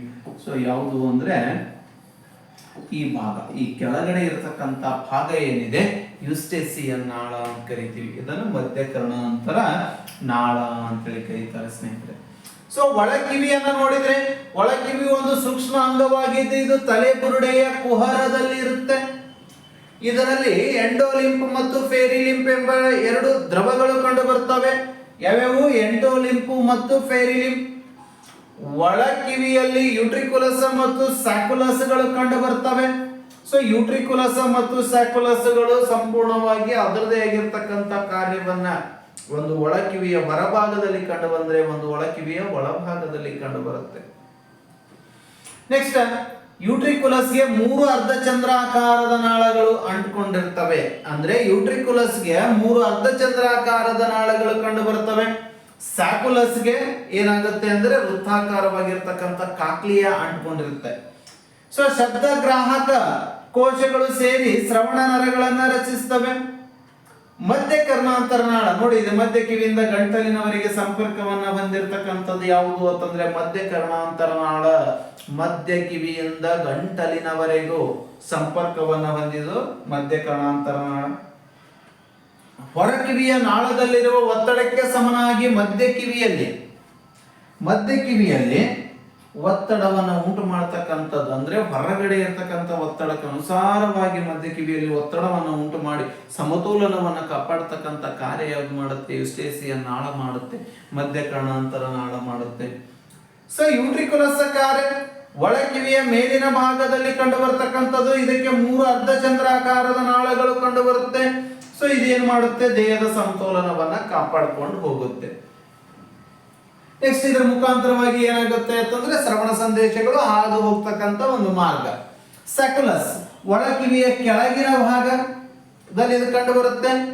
ಇದರಲ್ಲಿ ಪ್ರಮುಖವಾಗಿ ಏನಿದೆ ಅಂದ್ರೆ ಕಾಕ್ಲಿಯ ಇದೆ. ಕಾಕ್ಲಿಯ ಪದ ಅರ್ಥ ಏನು ಅಂತಂದ್ರೆ ನಮಗೆ ಶಬ್ದ ಸ್ಪಷ್ಟವಾಗಿ ಗೊತ್ತಾಗುವುದೇ ಕಾಕ್ಲಿಯ ಮತ್ತು ಕಾರ್ಟಿಯ ಅಂಗದಿಂದ. ಸೊ ಕಾಕ್ಲಿಯ ಮತ್ತು ಕಾರ್ಟಿಯ ಅಂಗದಿಂದ ನಾವು ಇದನ್ನ ಕಿವಿ ಅಂತ ಕರೆದಾಗ ಈ ವೃತ್ತಾಕಾರ ಏನಿದೆ ನೋಡಿ, ಇದನ್ನ ನಾವು ಕಾಕ್ಲಿಯ ಅಂತ ಹೇಳಿ ಕರಿತೀವಿ. ಸೊ ಈ ಕಾಕ್ಲಿಯ ಇಲ್ಲಿ ಕಾರ್ಟಿ ಅಂಗವನ್ನ ತಲುಪಿಸಬೇಕಾಗಿದೆ. ಸೊ ಶಬ್ದ ಇಲ್ಲಿ ಅರ್ಧಚಂದ್ರಾಕಾರದ ನಾಳಗಳಿದಾವೆ. ಇಲ್ಲಿಯ ಮುಖಾಂತರವಾಗಿ ಕಾಕ್ಲಿಯಾಕ್ಕೆ ಬರಬೇಕಾದ್ರೆ ಅದು ಏನಾಗಬೇಕು ಅಂತಂದ್ರೆ ಈ ಸ್ಯಾಕುಲಸ್ಗೆ ಬರಬೇಕು. ಸ್ಯಾಕುಲಸ್ಗೆ ಬಂದಾಗ ಶಬ್ದ ಅದು ಕಾಕ್ಲಿಯಾದ ಸಹಾಯದಿಂದ ಕಾರ್ಟಿ ಅಂಗವನ್ನು ತಲುಪುತ್ತೆ. ಯಾವಾಗ ಕಾರ್ಟಿ ಅಂಗವನ್ನು ಅದು ತಲುಪುತ್ತೆ, ಅದು ಶ್ರವಣ ನರಗಳಿಗೆ ಸರಬರಾಜು ಮಾಡುತ್ತೆ. ಅವಾಗ ಮಹಾಮಸ್ತಿಷ್ಕದ ಶ್ರವಣ ಕೇಂದ್ರ ಭಾಗಕ್ಕೆ ಹೋದಾಗ ನಮಗೆ ಶಬ್ದದ ಅರಿವಾಗುತ್ತೆ. ಸೊ ಇದು ಶಬ್ದದ ತರಂಗಗಳನ್ನ ಶ್ರವಣ ಸಂಕೇತಗಳಾಗಿ ಮಾರ್ಪಡಿಸುತ್ತೆ. ಶಬ್ದದ ತರಂಗಗಳನ್ನ ಶ್ರವಣ ಸಂಕೇತಗಳಾಗಿ ಮಾರ್ಪಡಿಸ್ತಕ್ಕಂಥದ್ದು ಯಾವುದು ಅಂತಂದ್ರೆ ಸ್ಯಾಕುಲಸ್. ಅದು ಕಾಕ್ಲಿಯ ಭಾಗದಲ್ಲಿ, ಆಕ್ಚುಲಿ ಕಾಕ್ಲಿಯ ಭಾಗ ವರ್ಕ್ ಮಾಡುತ್ತೆ. ಅದನ್ನು ಎಂಡೋಲಿಂಪ್ ನೋಡಿ. ಒಳಕಿವಿಯ ಒಳಗಿನ ದ್ರವ ಯಾವುದು ಅಂದ್ರೆ ಎಂಡೋಲಿಂಪು. ಒಳಕಿವಿಯ ಹೊರಗಿನ ದ್ರವ ಯಾವುದು ಅಂತಂದ್ರೆ ಫೆರೋಲಿಂಪು. ಇವೆರಡರ ಮುಖ್ಯ ಕಾರ್ಯ ಏನು ಅಂದ್ರೆ ಶಬ್ದ ಎರಡರ ಮುಖಾಂತರವಾಗಿನೂ ಹಾದು ಹೋಗುತ್ತೆ. ಈ ಎಂಡೋಲಿಂಪ ಮತ್ತು ಫೇರಿಲಿಂಪಗಳ ಸಹಾಯದಿಂದ ಶಬ್ದ ಅದರೊಳಗಡೆ ಹಾದು ಕಾರ್ಟಿ ಎಂಬ ಅಂಗವನ್ನ ತಲುಪುತ್ತೆ. ಅಂದರೆ ಇಲ್ಲಿ ಏನು ಬಿಂದು ಇದೆ ಇದರ ಮುಖಾಂತರ ಇಲ್ಲೆಲ್ಲ ಇಲ್ಲಿ ಬಂದು ತಲುಪಿದಾಗ ಇದು ಶ್ರವಣ ನರಗಳ ಮುಖಾಂತರವಾಗಿ ಶಬ್ದ ಮಹಾಮಸ್ತಿಷ್ಕದ ಶ್ರವಣ ಕೇಂದ್ರ ನರಭಾಗಕ್ಕೆ ಹೋಗಿ ತಲುಪುತ್ತೆ. ಸೊ ನೆಕ್ಸ್ಟ್ ಪಾಯಿಂಟ್ ಅನ್ನ ನೋಡುವುದಾದ್ರೆ ಶಬ್ದ ಹೇಗೆ ಕೆಲಸ ಮಾಡುತ್ತೆ ನೋಡೋಣ. ನೋಡಿ, ಹೊರಕಿವಿಯ ಹಾಲೆಯು ಶಬ್ದ ತರಂಗಗಳನ್ನು ಕರ್ಣನಾಳದೊಳಗೆ ಕಳಿಸುತ್ತೆ. ಮೊದಲು ಶಬ್ದ ಹೊರಕಿವಿ. ಸೊ ಹೊರಕಿವಿಯಿಂದ ಕರ್ಣನಾಳದಿಂದ ತಮಟೆಯಿಂದ ಮಧ್ಯಕಿವಿ. ಆ ಮಧ್ಯಕಿವಿಯೊಳಗಡೆ 3 ಸಣ್ಣ ಸಣ್ಣ ಅಸ್ಥಿ ಆಡಿಟೋರಿಯಂಗಳು ಅಂದ್ರೆ ಚಿಕ್ಕ ಚಿಕ್ಕ ಮೂಳೆಗಳು. ಯಾವುದೋ ಮ್ಯಾಲಿಯಸ್ಸೋ, ಇಂಕಸ್ಸೋ ಮತ್ತು ಸ್ಟೆಪಿಸ್. ಅವುಗಳ ಸಹಾಯದಿಂದ ಒಳಕಿವಿಗೆ ಹೋಗುತ್ತೆ. ಒಳಕಿವಿಯಲ್ಲಿ ಯೂಟ್ರಿಕುಲಸ್ ಮತ್ತು ಸ್ಯಾಕುಲಸ್ಗಳಿದ್ದಾವೆ. ಯೂಟ್ರಿಕುಲಸ್ 3 ಅರ್ಧಚಂದ್ರಾಕಾರದ ನಾಳಗಳಿಗೆ ಅಂಟಿಕೊಂಡಿದೆ. ಸ್ಯಾಕುಲಸ್ ಕಾಕ್ಲಿಯ ಅಂಗಕ್ಕೆ ಅಂಟಿಕೊಂಡಿದೆ. ಇವೆರಡರ ಸಹಾಯದಿಂದ ಶಬ್ದವು ಏನಾಗುತ್ತೆ ಅಂತಂದ್ರೆ ವಿದ್ಯುತ್ ಸನ್ನೆಗಳಾಗಿ ಬದಲಾವಣೆ ಆಗುತ್ತೆ. ಆವಾಗ ಕಾಕ್ಲಿಯಾದಿಂದ ಶಬ್ದ ಇಲ್ಲಿ ಬರುತ್ತೆ, ಕಾರ್ಟಿಯ ಅಂಗಕ್ಕೆ ಬರುತ್ತೆ. ಸೊ ಆ ಕಾರ್ಟಿಯ ಅಂಗದಿಂದ ಶ್ರವಣ ನರಗಳಿಗೆ ಬರುತ್ತೆ. ಶ್ರವಣ ನರಗಳಿಂದ ಮಹಾಮಸ್ತಿಷ್ಕದ ಶ್ರವಣ ಕೇಂದ್ರಕ್ಕೆ ಬರುತ್ತೆ. ನಮಗೆ ಶಬ್ದದ ಅರಿವು ಆಗುತ್ತೆ. ಅದನ್ನೇ ವಾಕ್ಯ ರೂಪದೊಳಗಡೆ ಬರೆದಿದ್ದೀನಿ.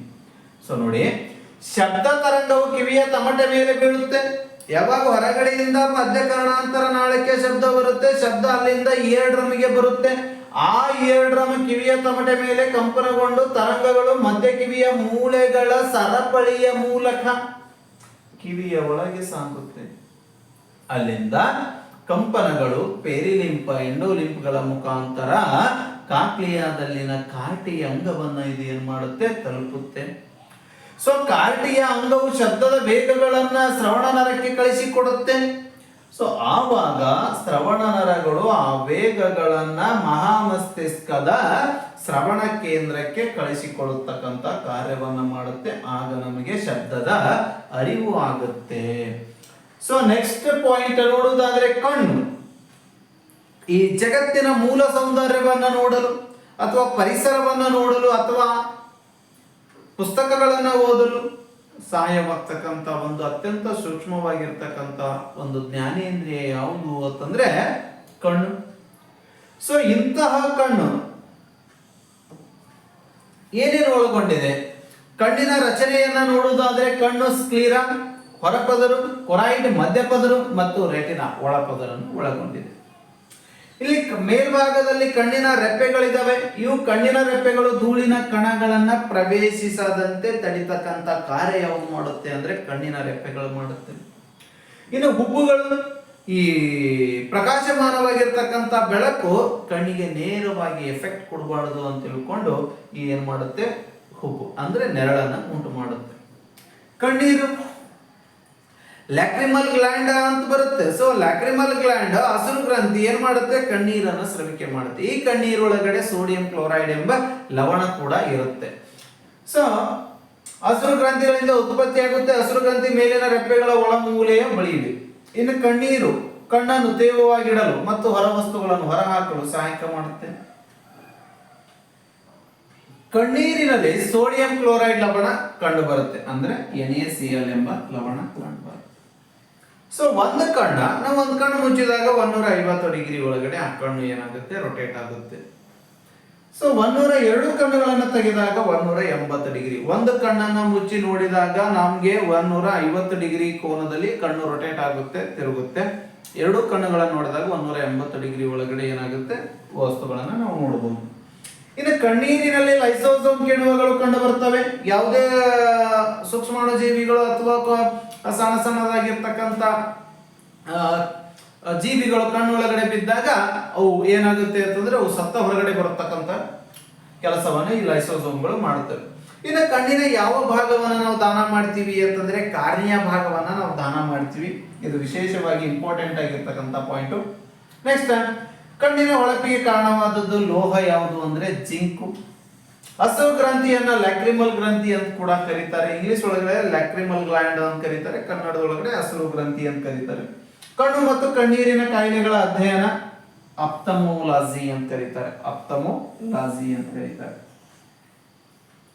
ನೆಕ್ಸ್ಟ್, ಈ ಕಣ್ಣಿನ ರಚನೆಯನ್ನು ನೋಡಿದ್ರೆ ಫಸ್ಟ್ ಒನ್ ಸ್ಕ್ಲೀರಾ, ಕಣ್ಣು ಗುಡ್ಡೆಯನ್ನು ಆವರಿಸಿರುವ 3 ಪದರುಗಳಲ್ಲಿ ಇದನ್ನು ಕೂಡ ಒಂದು. ಸೊ ಇದು ಹೊರಗಿನ ಪದರ ಆಗಿದೆ, ಕಣ್ಣಿನ ರಕ್ಷಣೆಯನ್ನ ಮಾಡತಕ್ಕಂತ ಕಾರ್ಯ. ಆ ಸ್ಕ್ಲೀರಾ ಆದಗಳಿಗೆ ಬರ್ತಕ್ಕಂಥದ್ದು ಯಾವುದು ಅಂದ್ರೆ ಕೊರಾಯ್ಡ್. ಇದು ಮಧ್ಯದ ಪದರು ಮತ್ತು ಇದರಲ್ಲಿ ನರಗಳು ರಕ್ತನಾಳಗಳು ಕಂಡು ಬರ್ತವೆ. ಕೊರಾಯ್ಡ್ಗಳಲ್ಲಿ ನರಗಳು ಮತ್ತು ರಕ್ತನಾಳಗಳು ಕಂಡು ಬರುತ್ತವೆ. ಸೊ ಇಲ್ಲಿನ ನರಗಳು ನೋವನ್ನು ತಿಳಿಯಲು, ರಕ್ತನಾಳಗಳು ಕಣ್ಣನ್ನು ಪೋಷಿಸಲು ಸಹಾಯ ಮಾಡುತ್ತೆ. ಈ ನರಗಳು ನೋವನ್ನು ತಿಳಿಯಲು ಸಹಾಯ ಮಾಡ್ತವೆ ಮತ್ತು ರಕ್ತನಾಳಗಳು ಕಣ್ಣನ್ನು ಪೋಷಣೆ ಮಾಡಕ ಸಹಾಯ ಮಾಡ್ತಕ್ಕಂಥದ್ದು. ರೆಟಿನಾ ಇದು ಒಳಗಡೆ ಇರುವ ಪೊರೆ, ಅಂದ್ರೆ ಕಣ್ಣಿನ ಒಳಭಾಗದೊಳಗಡೆ ದೃಷ್ಟಿ ಅಥವಾ ವಸ್ತುಗಳನ್ನ ಸ್ಪಷ್ಟವಾಗಿ ಕಾಣಬೇಕಾದ್ರೆ ರೆಟಿನಾದ ಮೇಲೆ ಅದು ಬೀಳ್ಬೇಕು. ಸೊ ವಸ್ತುವಿನ ಪ್ರತಿಬಿಂಬ ಬೀಳುವ ತೆರೆ ಅಂದ್ರೆ ಇದನ್ನ ಅಕ್ಷಿಪಟಲ ಅಂತ ಕರೀತಾರೆ. ಅಕ್ಷಿಪಟಲ ಅಂದ್ರೆ ಒಂದು ವಸ್ತು ನಮಗೆ ಕಾಣಬೇಕಾಗಿದೆ ಅಂತಂದ್ರೆ ಆ ವಸ್ತುವಿನ ಪ್ರತಿಬಿಂಬ ಎಲ್ಲಿ ಬೀಳಬೇಕು ಅಂತಂದ್ರೆ ಅಕ್ಷಿಪಟಲ ಅಥವಾ ರೆಟಿನಾ ಭಾಗದ ಮೇಲೆ ಬೀಳಬೇಕು. ಇಲ್ಲ ಅಂದ್ರೆ ಕಣ್ಣಿಗೆ ದೃಷ್ಟಿ ದೋಷಗಳು ಬರ್ತವೆ. ಸಮೀಪ ದೃಷ್ಟಿ ದೋಷ, ದೂರ ದೃಷ್ಟಿ ದೋಷಗಳು ಕಂಡು ಬರ್ತಕ್ಕಂಥ. Next, cornea. ಕಣ್ಣಿನ ಉಬ್ಬಿರುವ ಒಂದು ಭಾಗ ಯಾವುದು ಅಂದ್ರೆ ಕಾರ್ನಿಯ. ಬೆಳಕು ಸರಿಯಾಗಿ ವಕ್ರೀಭವನ ಆಗುವಂತೆ ಈ ಕಾರ್ನಿಯ ಮಾಡುತ್ತೆ. ಹಾಗಾದ್ರೆ ನಾವು ಕಣ್ಣಿನ ಯಾವ ಭಾಗವನ್ನ ದಾನ ಮಾಡ್ತೀವಿ ಅಂದ್ರೆ ಕಾರ್ನಿಯ ಭಾಗವನ್ನ ದಾನ ಮಾಡ್ತೀವಿ. ಯಾವುದು? ಕಾರ್ನಿಯ ಭಾಗವನ್ನ ದಾನ ಮಾಡ್ತೀವಿ. ನೆಕ್ಸ್ಟ್, ಕನ್ಸೆಕ್ಟಿವ್. ಕಾರ್ನಿಯಾದ ಒಳಗಿರುವ ಪೊರೆ ಇದು ಕಾರ್ನಿಯಾಗೆ ರಕ್ಷಣೆಯನ್ನು ಒದಗಿಸ್ತಕ್ಕಂಥ ಕಾರ್ಯವನ್ನ ಮಾಡುತ್ತೆ. ಅಂದ್ರೆ ಕಾರ್ನಿಯ ಭಾಗವನ್ನ ರಕ್ಷಣೆ ಮಾಡತಕ್ಕಂಥದ್ದು ಯಾವುದು ಅಂದ್ರೆ ಕನ್ಸೆಕ್ಟಿವ್. ಸೊ ಕಣ್ಣು ಪಾಪೆ ಮುಂಭಾಗದ ರಂಧ್ರ ಇದು ಬೆಳಕು ಇದರ ಮೂಲಕ ಹಾದು ಹೋಗ್ತಕ್ಕಂಥದ್ದು. ಕಣ್ಣು ಪಾಪೆಯ ಮುಖಾಂತರವಾಗಿ ಬೆಳಕು ಹಾದು ಏನಾಗುತ್ತೆ ಅಂದ್ರೆ ವರ್ಣಪಟಲಕ್ಕೆ ಹೋಗುತ್ತೆ, ಅಲ್ಲಿ ರೆಟಿನಾ ಮೇಲ್ಭಾಗದಲ್ಲಿ ಬೀಳುತ್ತೆ. ಪಾಪೆಯ ಮೇಲೆ ಮತ್ತು ಕೆಳಗೆ ಇರುವ ಬೆರಳಿನಾಕಾರದ ರಚನೆ ಇದು ಕಣ್ಣಿಗೆ ಬಣ್ಣವನ್ನ ಕೊಡುತ್ತೆ. ವರ್ಣಪಟಲ ಅಥವಾ ಐರಿಸ್ ಕಣ್ಣಿಗೆ ಬಣ್ಣ. ಈಗ ನೀಲಿ ಕಣ್ಣು, ಕಂದು ಕಣ್ಣು, ಕಪ್ಪು ಕಣ್ಣು, ಬಿಳಿ ಕಣ್ಣು ಇವುಗಳ ಬರಕ ಕಣ್ಣಿಗೆ ಬಣ್ಣ ಬರ ಕಾರಣ. ವಿವಿಧ ರೀತಿಯ ಬಣ್ಣದ ಕಣ್ಣುಗಳನ್ನು ಹೊಂದ ಕಾರಣ ಯಾವುದು ಅಂತಂದ್ರೆ ಐರಿಸು, ವರ್ಣಪಟಲ. ಬಣ್ಣ ಹೆಸರೇ ಹೇಳುತ್ತೆ, ವರ್ಣ ಮೀನ್ಸ್ ಬಣ್ಣ. ಇದು ಕಣ್ಣಿಗೆ ಬಣ್ಣವನ್ನ ಕೊಡುತ್ತೆ. ಕಣ್ಣಿನೊಳಗಡೆ ಪ್ರವೇಶಿಸುವ ಬೆಳಕಿನ ಪ್ರಮಾಣವನ್ನ ಇದು ನಿಯಂತ್ರಣ ಮಾಡುತ್ತೆ. ಯಾವುದು ಬೆಳಕಿನ ಪ್ರಮಾಣವನ್ನ ನಿಯಂತ್ರಿಸುತ್ತೆ ಅಂದ್ರೆ ವರ್ಣಪಟಲ ನಿಯಂತ್ರಿಸುತ್ತೆ. ನೆಕ್ಸ್ಟ್ ಪೀನಮಸರು ವರ್ಣಪಟಲದ ಹಿಂಭಾಗದಲ್ಲಿದೆ. ಇದು ವರ್ಣಪಟಲದ ಹಿಂಭಾಗದಲ್ಲಿದೆ. ಇದು ಪಾರದರ್ಶಕವಾಗಿರ್ತಕ್ಕಂಥದ್ದು, ಅಂದ್ರೆ ವಸ್ತುಗಳನ್ನ ನೋಡಕ್ ಸಹಾಯ ಆಗ್ತಕ್ಕಂಥದ್ದು ಯಾವುದು ಅಂದ್ರೆ ಪೀನಮಸರು. ಬೆಳಕಿನ ಕಿರಣಗಳು ರೆಟಿನಾದ ಮೇಲೆ ಕೇಂದ್ರೀಕರಿಸಿ ವಸ್ತುವಿನ ತಲೆ ಕೆಳಗಾದ ಪ್ರತಿಬಿಂಬ ರೆಟಿನಾದ ಮೇಲೆ ಬೀಳುವಂತೆ ಮಾಡತಕ್ಕಂಥದ್ದು ಯಾವುದು ಅಂದ್ರೆ ಪೀನಮಸರು. ಕಣ್ಣಿನೊಳಗಡೆ ಕಂಡು ಬರುವ ಮಸರು ಯಾವುದು ಅಂದ್ರೆ ಪೀನಮಸರು. ದೃಷ್ಟಿ ದೋಷ ಬಂದಾಗ ನಿಮ್ನ ಮಸರು ಅಥವಾ ಪೀನಮಸರನ್ನ ಬಳಕೆ ಮಾಡ್ತೀವಿ. ದೃಷ್ಟಿ ದೋಷ ಬರುವುದಕ್ಕಿಂತ ಮುಂಚಿತವಾಗಿ ಕಣ್ಣಿನೊಳಗಡೆ ಕಂಡು ಬರ್ತಕ್ಕಂಥ ಮಸರು ಯಾವುದು ಅಂದ್ರೆ ಪೀನಮಸರು. ನೆಕ್ಸ್ಟ್ ಜಲರಸಧಾತು. ಎರಡು ದ್ರವಸ್ಥಿತಿ, ಕಿವಿಯೊಳಗಡೆ ಎರಡು ದ್ರವಸ್ಥಿತಿ ವಸ್ತುಗಳು, ಕಣ್ಣಿನೊಳಗಡೆ ಎರಡು ದ್ರವಸ್ಥಿತಿ ವಸ್ತುಗಳು. ಒಂದು ಜಲರಸಧಾತು, ಇನ್ನೊಂದು ಕಾಚಕ ಜಲರಸಧಾತು ಮತ್ತು ಜೀವ ಜಲರಸಧಾತುಗಳು ಅಂತ ಎರಡು ಬರ್ತವೆ. ಸೊ ಇಲ್ಲಿ ಈ ಜಲರಸಧಾತು ಕಾರ್ನಿಯ ಮತ್ತು ಮಸರುಗಳ ನಡುವೆ ತಿಳಿಯಾದ ದ್ರವ ಕಂಡು ಬರ್ತದೆ, ಅದನ್ನು ಜಲರಸಧಾತು ಅಂತ ಕರಿತೀವಿ. ಇದು ಬೆಳಕಿನ ಕಿರಣಗಳು ವಕ್ರೀಭವನಕ್ಕೆ ಸಹಾಯ ಆಗ್ತಕ್ಕಂಥದ್ದು. ಕಣ್ಣಿನ ಪದರಗಳು ಕುಸಿಯದಂತೆ ಒತ್ತಡವನ್ನ ಏರ್ಪಡಿಸ್ತಕ್ಕಂತ ಕಾರ್ಯ ಯಾವುದು ಮಾಡುತ್ತೆ ಅಂತಂದ್ರೆ ಇದು ಮಾಡುತ್ತೆ. ಸೊ ಹಳದಿ ಪ್ರದೇಶ, ಪಾಪೆಗೆ ಎದುರಾಗಿರುವ ಕಣ್ಣಿನ ಹಿಂಭಾಗದಲ್ಲಿ ಕೋನಗಳು ಹೆಚ್ಚಾಗಿರುವ ಪ್ರದೇಶವನ್ನ ನಾವೇನ ಕರಿತೀವಿ ಅಂದ್ರೆ ಯಾವುದ್ರೊಳಗಡೆ ಕೋನಗಳು ಹೆಚ್ಚಾಗುತ್ತೆ ಅಲ್ಲಿ ವಸ್ತುವಿನ ಸ್ಪಷ್ಟ ಪ್ರತಿಬಿಂಬ ಕಂಡು ಬರುತ್ತೆ. ಸೊ ವಸ್ತುವಿನ ಸ್ಪಷ್ಟ ಪ್ರತಿಬಿಂಬ ಕಾಣಬೇಕಾದ್ರೆ ಅಲ್ಲಿ ಕೋನ್ ಕೋಶಗಳು ಏನಾಗಿರಬೇಕು, ಹೆಚ್ಚಾಗಿರಬೇಕು. ರಾಡ್ ಕೋಶಗಳು ಮತ್ತು ಕೋನ್ ಕೋಶಗಳು ಕಂಡು ಬರುತ್ತವೆ. ಸೊ ಇಲ್ಲಿ ದೃಷ್ಟಿ ಅತ್ಯಂತ ಹರಿತವಾಗಿ ಮತ್ತು ಸ್ಪಷ್ಟವಾಗಿ ಕಂಡು ಬರುತ್ತೆ. ಸೊ ಕೋನ್ ಕೋಶಗಳು ಅಥವಾ ಶಂಕು ಕೋಶಗಳು ಅಂತ ಕರಿತೀವಿ, ರಾಡ್ ಕೋಶಗಳು ಅಥವಾ ಕಂಬಿ ಕೋಶಗಳು ಅಂತ ಕರಿತೀವಿ. ನಿಮಗೆ ಏನಾದ್ರೂ ಮಂದ ಬೆಳಕು ಕಾಣ್ತಿತ್ತು ಅಂದ್ರೆ ಅದಕ್ಕೆ ಕಾರಣ ಯಾವುದು ಅಂದ್ರೆ ಕಂಬಿ ಕೋಶಗಳು ಅಥವಾ ರಾಡ್ ಕೋಶಗಳು. ನಮಗೆ ಏನಾದ್ರೂ ವಸ್ತುವಿನ ಪ್ರತಿಬಿಂಬ ಸ್ಪಷ್ಟವಾಗಿ ಕಂಡು ಬರುತ್ತೆ ಅಂದ್ರೆ ಅದಕ್ಕೆ ಕಾರಣ ಯಾವುದು ಅಂದ್ರೆ ಕೋನ್ ಕೋಶಗಳು ಅಂತ ಕರಿತೀವಿ. ಸೊ ಇದು ಸಹ ರೆಟಿನಾದ ಭಾಗದಲ್ಲಿ ಕಂಡು ಬರುತ್ತೆ. ಇದು ಪ್ರಕಾಶಮಾನವಾದ ಬೆಳಕನ್ನು ಗ್ರಹಿಸಬಲ್ಲ ಮತ್ತು ಬಣ್ಣಗಳನ್ನು ಗುರುತಿಸಬಲ್ಲ. ಎಷ್ಟು ಕೋನ್ ಕೋಶಗಳಿದಾವೆ ಅಂತಂದ್ರೆ 7 ಮಿಲಿಯನ್ ಕೋನ ಕೋಶಗಳು ಏನ್ ಮಾಡುತ್ತೆ ಕಂಡು ಬರುತ್ತೆ. 7 ಮಿಲಿಯನ್ ಕೋನ ಕೋಶಗಳು ಕಂಡು ಬರುತ್ತೆ. ಇನ್ನು ರಾಡ್ ಕೋಶಗಳು ಇದು ರೆಟಿನಾ ಭಾಗದಲ್ಲಿ ಕಂಡು ಬರ್ತವೆ. ಯಾಕಂದ್ರೆ ವಸ್ತುವಿನ ಸ್ಪಷ್ಟ ಪ್ರತಿಬಿಂಬ ಎಲ್ಲಿ ಕಂಡು ಬರುತ್ತೆ, ರೆಟಿನಾ ಭಾಗದಲ್ಲಿ ಕಂಡು ಬರುತ್ತೆ. ಹಾಗಾಗಿ ರಾಡ್ ಕೋಶಗಳು ರೆಟಿನಾ ಭಾಗದಲ್ಲಿ ಕಂಡು ಬರುತ್ತವೆ. ಸೊ ಇದು ಮಂದ ಬೆಳಕನ್ನ ಗ್ರಹಿಸಬಲ್ಲವು ಮತ್ತು ಬಣ್ಣ ಗುರುತಿಸಕ್ಕೂ ಸಾಧ್ಯ ಇಲ್ಲ. ಇದು ಬಣ್ಣವನ್ನ ಗುರುತಿಸುತ್ತೆ, ಇದು ಬಣ್ಣವನ್ನ ಗುರುತಿಸುವುದಿಲ್ಲ. ಹಾಗಾದ್ರೆ ಎಷ್ಟು ಇದಾವೆ? 125 ಮಿಲಿಯನ್ ರಾಡ್ ಕೋಶಗಳು ಏನಾದವೆ ಕಂಡು ಬರುತ್ತೆ. ಇನ್ನು ಅಂಧ ಪ್ರದೇಶವನ್ನ ನಾವು ನೋಡಿದ್ದೆ ಆದ್ರೆ ನೋಡಿ ಇಲ್ಲಿದೆ ನೋಡಿ, rod cell and cone cell ಈ ತರ ಏನಿರುತ್ತೆ ಅಂದ್ರೆ ಕೋನ್ ಕೋಶಗಳಿದಾವೆ.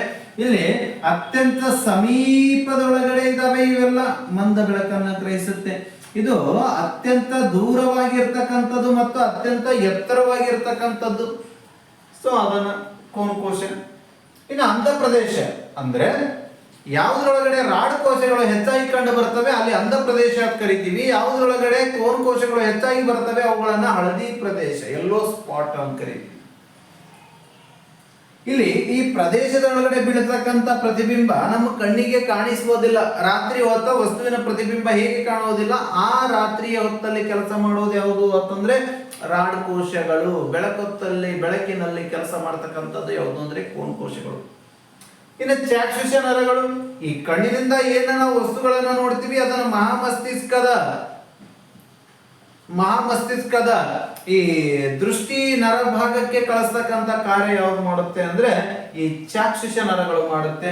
ಇದು ದೃಶ್ಯ ಸಂದೇಶಗಳನ್ನು ವಿದ್ಯುತ್ ಸಂದೇಶಗಳನ್ನಾಗಿ ಮಾರ್ಪಡಿಸಿ ಮಹಾಮಸ್ತಿಷ್ಕದ ದೃಷ್ಟಿ ಕೇಂದ್ರಕ್ಕೆ ಕೊಂಡೊಯ್ತಕ್ಕಂಥ ಕಾರ್ಯ ಯಾವ್ದು ಮಾಡುತ್ತೆ ಅಂತಂದ್ರೆ ಇದು ಮಾಡುತ್ತೆ. ಸೊ ಇನ್ನು ಕಣ್ಣಿನ ಹೊಂದಾಣಿಕೆಯನ್ನು ನಾವು ನೋಡೋದಾದ್ರೆ, ನಾವು ಸಮೀಪದ ವಸ್ತುಗಳನ್ನು ನೋಡ್ಬೇಕಾದ್ರೆ ನಮ್ಮ ಕಣ್ಣಲ್ಲಿ ಕೆಲವೊಂದಿಷ್ಟು ಚೇಂಜಸ್ ಮಾಡಬಹುದು. ಅಂದ್ರೆ ಸಮೀಪ ವಸ್ತುಗಳು ನೋಡ್ಬೇಕಾದ್ರೆ ಕಣ್ಣು ಏನಾಗುತ್ತೆ, ಹಿಗ್ಗುವಿಕೆ ಉಂಟಾಗುತ್ತೆ. ಸೊ ಅದನ್ನೇ ಮಸೂರದ ಸುತ್ತಲೂ ಇರುವ ಸ್ನಾಯುಗಳ ಸಂಕೋಚನೆಗೆ ಒಳಗಾಗುತ್ತೆ. ಯಾವುದು? ಸಮೀಪದ ವಸ್ತುಗಳನ್ನ ನಾವು ನೋಡ್ಬೇಕಾದ್ರೆ ಮಸೂರದ ವಕ್ರತೆ ಏನಾಗುತ್ತೆ, ಹೆಚ್ಚಿಗೆ ಆಗುತ್ತೆ. ಮಸೂರದ ಎರಡು ಪಾರ್ಶ್ವಗಳು, ಸಮೀಪದ ವಸ್ತುಗಳನ್ನು ನೋಡ್ಬೇಕಾದ್ರೆ ಈ ಪಾರ್ಶ್ವ ಭಾಗ ಏನಾಗುತ್ತೆ, ಉಬ್ಬುತ್ತೆ. ಸೊ ಸಂಗಮ ದೂರ ಏನಾಗುತ್ತೆ, ಸಹಜವಾಗಿ ಕಡಿಮೆ. ವಸ್ತುಗಳನ್ನ ನೋಡ್ಬೇಕಾದ್ರೆ, ಸಮೀಪ ನೋಡ್ಬೇಕಾದ್ರೆ ಸಂಗಮ ದೂರ ಕಡಿಮೆ ಆಗಿದೆ, ಸೈಡ್ ಎಲ್ಲ ಉಬ್ಬುತ್ತೆ, ಸಂಕೋಚನೆಗೆ, ಸ್ನಾಯುಗಳು ಸಂಕೋಚನೆಗೆ ಒಳಗಾಗುತ್ತೆ. ಇನ್ನು ದೂರದ ವಸ್ತುಗಳನ್ನ ನೋಡ್ಬೇಕಾದ್ರೆ ಮಸೂರದ ಸುತ್ತಲೂ ಇರುವ ಸ್ನಾಯುಗಳು ವಿಕಸನ, ನಾವು ದೂರ ನೋಡ್ಬೇಕಾದ್ರೆ ವಿಕಸನವನ್ನ ಹೊಂದುತ್ತೆ, ವಕ್ರತೆ ಕಡಿಮೆಯಾಗುತ್ತೆ. ನೆಕ್ಸ್ಟ್ ಎರಡು ಪಾರ್ಶ್ವಗಳು ಅಲ್ಲಿ ಏನಾಗಿದೆ, ಉಬ್ಬಿದ್ರೆ ಇಲ್ಲಿ ತೆಳುವಾಗುತ್ತೆ. ಸೊ ಇಲ್ಲಿ ಸಂಗಮ ದೂರ ಅಲ್ಲಿ ಕಡಿಮೆಯಾಗಿದೆ, ಇಲ್ಲಿ ಏನಾಗುತ್ತೆ, ಹೆಚ್ಚಿಗಾಗುತ್ತೆ. ಸೊ ಇದು ಅಪ್ಲೈಡ್ ಮೇಲೆ ಪ್ರಶ್ನೆ ಬರ್ತಕ್ಕಂಥ ಸಾಧ್ಯತೆಗಳು ಜಾಸ್ತಿ ಇದಾವೆ. ಸೊ ಇದ್ರ ಮೇಲೆ ಅಪ್ಲೈಡ್ಗಳು ಬರಬಹುದು. ನೆಕ್ಸ್ಟ್ ಕಣ್ಣಿನ ದೃಷ್ಟಿ ದೋಷಗಳನ್ನ ನೋಡಿದ್ರೆ ಸಮೀಪ ದೃಷ್ಟಿ ದೋಷ, ದೂರ ದೃಷ್ಟಿ ದೋಷ ಮತ್ತು ಪ್ರೆಸ್ಬಯೋಪಿಯಾ ಅಂತ ಬರುತ್ತೆ. ರೆಟಿನಾದ ಮುಂಭಾಗದೊಳಗಡೆ ಏನಾದರೂ ಅಥವಾ ನೋಡಿ, ಸಮೀಪ ದೃಷ್ಟಿ ದೋಷ ಮಯೋಪಿಯಾ ಅಂತ ಕರೀತಾರೆ, ಶಾರ್ಟ್ ಸೈಟ್ನೆಸ್ ಅಂತ ಕರಿತೀವಿ. ಸಮೀಪದ ವಸ್ತುಗಳು ಸ್ಪಷ್ಟವಾಗಿ ಕಾಣುತ್ತವೆ, ಆದರೆ ದೂರದ ವಸ್ತುಗಳು ಅಸ್ಪಷ್ಟವಾಗಿ ಗೋಚರಿಸುವುದನ್ನು ಸಮೀಪ ದೃಷ್ಟಿ ದೋಷ. ಯಾಕೆ ನಾವು ಅದನ್ನು ಸಮೀಪ ದೃಷ್ಟಿ ದೋಷ ಅಂತ ಕರಿತೀವಿ ಅಂತಂದ್ರೆ, ನಮಗೆ ವಸ್ತುಗಳು ಆಕ್ಚುಲಿ ಇಲ್ಲಿ ಇದು ಏನಂತ ಕರಿತೀವಿ ಅಂತಂದ್ರೆ, ನಮಗೆ ದೃಷ್ಟಿ ದೋಷ ಇರ್ಲಾರ್ದ ಲೈಟ್ ಈ ತರ ಕಾಣುತ್ತೆ. ಬಟ್ ನಮಗೆ ಮಯೋಪಿಯಾ ಬಂದಿದೆ, ವಸ್ತುವಿನ ಪ್ರತಿಬಿಂಬ ಇಲ್ಲಿ ಬೀಳಬೇಕಾಗಿತ್ತು, ಎಲ್ಲಿ ಬಂದಿದೆ, ಇಲ್ಲಿ ಕೂಡಿದೆ. ಸೊ ಇಲ್ಲಿ ಕೂಡಿರೋದ್ರಿಂದ ಈ ರೆಟಿನಾದ ಮುಂಭಾಗದಲ್ಲಿ ಸಮೀಪದಲ್ಲಿ ಬಿದ್ದಿರೋದ್ರಿಂದ ಇದನ್ನ ಸಮೀಪ ದೃಷ್ಟಿ ದೋಷ ಅಂತ ಕರೀತೀವಿ. ಬಹುತೇಕವಾಗಿ ಇದು ಸಮೀಪ ದೃಷ್ಟಿ ದೋಷ ಅಂದ್ರೆ ದೂರದ ವಸ್ತುಗಳು ಕಣ್ಣಿಗೆ ಕಾಣುವುದಿಲ್ಲ, ಸಮೀಪದ ವಸ್ತುಗಳು ಸ್ಪಷ್ಟವಾಗಿ ಕಂಡು ಬರ್ತವೆ. ಸೊ ಇದಕ್ಕೆ ಕಾರಣ ಏನು? ಮಸೂರಗಳು ಮಂದ ಅಥವಾ ದಪ್ಪವಾಗಿರುವುದು. ಪರಿಹಾರ ಯಾವುದು? ಪರಿಹಾರ ಸಮೀಪ ದೃಷ್ಟಿ ದೋಷವನ್ನ ನಿವಾರಣೆ ಮಾಡಬೇಕಂದ್ರೆ, ದೂರದ ವಸ್ತುಗಳು ಕಾಣಲಿಲ್ಲ ಅಂದ್ರೆ ನಿಮ್ನ ಮಸೂರದ ಬಳಕೆಯನ್ನ ನಾವು ಮಾಡಬೇಕಾಗುತ್ತೆ. ಲಕ್ಷಣ: ಮಸೂರ ಬೆಳಕಿನ ಕಿರಣಗಳನ್ನು ಅಕ್ಷಿಪಟಲದ ಮೇಲೆ ಕೇಂದ್ರೀಕರಿಸದೆ ಅಕ್ಷಿಪಟಲದ ಮುಂಭಾಗದಲ್ಲಿ ಕೇಂದ್ರೀಕರಿಸುತ್ತವೆ. ನೋಡಿ ಇಲ್ಲಿ ಏನ್ ಕೇಂದ್ರೀಕರಿಸಿದವೆ, ಯಾವಾಗ ನಾವು ನಿಮ್ನ ಮಸೂರನ್ನ ಬಳಕೆ ಮಾಡ್ತೀವಿ ಮತ್ತೆ ಅದು ರೆಟಿನಾದ ಮೇಲ್ಭಾಗದಲ್ಲಿ ಸ್ಪಷ್ಟವಾಗಿ ಬೀಳ್ತಕ್ಕಂಥ ಚಿತ್ರಣ ನೋಡ್ತೀವಿ. ಅಂದ್ರೆ ಇಲ್ಲಿ ಈ ದೋಷ ಇರ್ತಕ್ಕಂಥ ಸುಮಾರು ಜನರಿಗೆ 25 ಸೆಂಟಿಮೀಟರ್ಗಿಂತ ದೂರದ ವಸ್ತುಗಳು ಕಾಣಿಸುವುದಿಲ್ಲ. ಇವೆಲ್ಲ ಬಹುತೇಕವಾಗಿ ನೆಗೆಟಿವ್ ನಲ್ಲಿ ಇರ್ತಕ್ಕಂಥ ಪಾಯಿಂಟ್. ಸೊ ನೆಕ್ಸ್ಟ್ ದೂರದೃಷ್ಟಿ ದೋಷವನ್ನ ನೋಡೋದಾದ್ರೆ, ದೂರದ ವಸ್ತುಗಳು ಸ್ಪಷ್ಟವಾಗಿ ಕಾಣುತ್ತವೆ ಆದರೆ ಸಮೀಪದ ವಸ್ತುಗಳು ಅಸ್ಪಷ್ಟವಾಗಿ ಕಾಣುವುದನ್ನು ದೂರದೃಷ್ಟಿ ದೋಷ ಅಂತೇಳಿ ಕರಿತೀವಿ. ಹಾಗಾದ್ರೆ ಕಾರಣ ಮಸೂರ ತೆಳುವಾಗೋದು, ಪರಿಹಾರ ಪೀನ್ ಮಸೂರದ ಬಳಕೆಯನ್ನ ಮಾಡಬಹುದು ನಾವು. ನೆಕ್ಸ್ಟ್ ಲಕ್ಷಣ: ಮಸೂರವು ಬೆಳಕಿನ ಕಿರಣಗಳನ್ನ ಅಕ್ಷಿಪಟಲದ ಹಿಂಭಾಗದಲ್ಲಿ ಕೇಂದ್ರೀಕರಿಸತಕ್ಕಂತ ಕಾರ್ಯವನ್ನ ಇದು ಮಾಡುತ್ತೆ. ಇಲ್ಲಿ ನೋಡಬಹುದು ವಸ್ತುವಿನ ಪ್ರತಿಬಿಂಬ ಇಲ್ಲಿ ಬೀಳಬೇಕಾಗಿದೆ, ವಸ್ತುವಿನ ಪ್ರತಿಬಿಂಬ ಇಲ್ಲಿ ಬಂದಿದೆ. ಸೊ ಇದು ಹಿಂಭಾಗದಲ್ಲಿ ಬೀಳುವುದರಿಂದ ಇದನ್ನ ದೂರದೃಷ್ಟಿ ದೋಷ ಅಂತೇಳಿ ಕರಿತೀವಿ. ಸಮೀಪದ ವಸ್ತುಗಳು ಅಸ್ಪಷ್ಟತೆಯಿಂದ ಕೂಡಿರುತ್ತೆ. ಯಾವಾಗ ನಾವು ಇದಕ್ಕೆ ಪೀನ್ ಮಸೂರನ್ನ ಬಳಕೆ ಮಾಡ್ತೀವಿ ಆವಾಗ ವಸ್ತುವಿನ ಪ್ರತಿಬಿಂಬ ಮತ್ತೆ ಅಕ್ಷಿಪಟಲದ ಮೇಲೆ ಸ್ಪಷ್ಟವಾಗಿ ಬೀಳುತ್ತವೆ. ಸೊ ಇದಕ್ಕ ಈ ದೋಷ ಇರ್ತಕ್ಕಂಥವ್ರಿಗೆ 25 ಸೆಂಟಿಮೀಟರ್ ಗಿಂತ ಕಡಿಮೆ ದೂರದ ವಸ್ತುಗಳು ಸ್ಪಷ್ಟವಾಗಿ ಏನಾಗುತ್ತೆ, ಕಂಡು ಬರ್ತವೆ. ಸೊ ಇದನ್ನ ಏನಂತ ಕರಿತೀವಿ, ದೂರದೃಷ್ಟಿ ದೋಷ. ಇನ್ನು ಚಾಳಿಸು ಅಂತ ನೋಡಿದೀವಿ. ಕಾರಣ: ಮದ್ದೂರು ತನ್ನ ಸ್ಥಿತಿಸ್ಥಾಪಕತ್ವ ಅಥವಾ ಹಿಗ್ಗುವ ಕುಗ್ಗುವ ಕಳೆದುಕೊಳ್ಳುವ ಲಕ್ಷಣ ದೃಷ್ಟಿ ಮಂಜಾಗುವುದು ಅಥವಾ ಸಮೀಪ ಮತ್ತು ದೂರದೃಷ್ಟಿ ಎರಡೂ ದೋಷಗಳನ್ನು ಹೊಂದಿವೆ. ಪರಿಹಾರ: ಇಲ್ಲಿ ಪೀನ ನಿಮ್ನ ಬಲ ಮಸೂರದ ಬಳಕೆಯನ್ನ ಮಾಡಿರುವುದರಿಂದಾಗಿ ಇದು ಏನ್ ಮಾಡಬಹುದು ಅಂತಂದ್ರೆ ಪ್ರೆಸ್ಬಯೋಪಿಯಾ ಅಂತಂದ್ರೆ ಪೀನ ಮತ್ತು ನಿಮ್ನ ಮಸೂರ ಎರಡೂ ಮಸೂರಗಳ ಬಳಕೆಯನ್ನ ನಾವು ಬಳಕೆ ಮಾಡುವುದರಿಂದ ಈ ಒಂದು ದೋಷವನ್ನ ನಿವಾರಣೆ ಮಾಡಬಹುದು. ಇನ್ನು ಕ್ಯಾಟ್ರಾಕ್ಟ್ ಅಂತ ಬರುತ್ತೆ ಅಥವಾ ಮೋತಿ ಬಿಂದು ಅಥವಾ ಕಣಪರೆ ಅಂತ ಬರುತ್ತೆ.